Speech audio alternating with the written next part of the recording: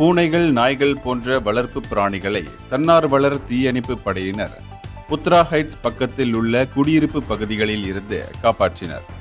பயத்தில் நடுநடுங்கிக் கொண்டிருந்த ஒரு நாய்க்குட்டியை தன்னுடைய குழுவினர் மீட்டதாக ஷாலாம் தன்னார்வலர் தீயணைப்பு நிலைய தலைவர் டத்தோ கென் கூ குவாக் சிங் கூறினார்.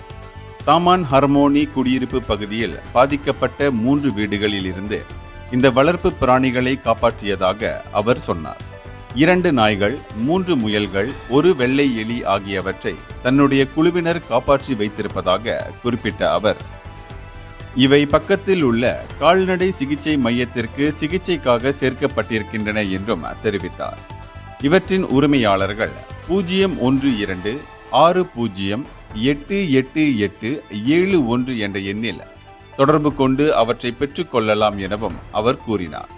படு பயங்கர வெடி சத்தத்தை கேட்டு கூண்டுகளில் இருந்த பறவைகளும் முயல்களும் அந்த அதிர்வில் நடுநடுங்கி போனதாக யாப் என்று அடையாளம் கூறப்பட்ட 60 வயது மூதாட்டி தெரிவித்தார்.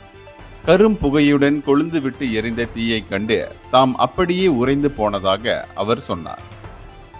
அதே சமயத்தில் தீயின் அனல் மிக கொடூரமாக இருந்தது என்றும் குறிப்பிட்ட அவர், முயல்களை குளியல் அறைக்கு கொண்டு சென்று பாதுகாப்பாக வைத்ததாக சொன்னார்.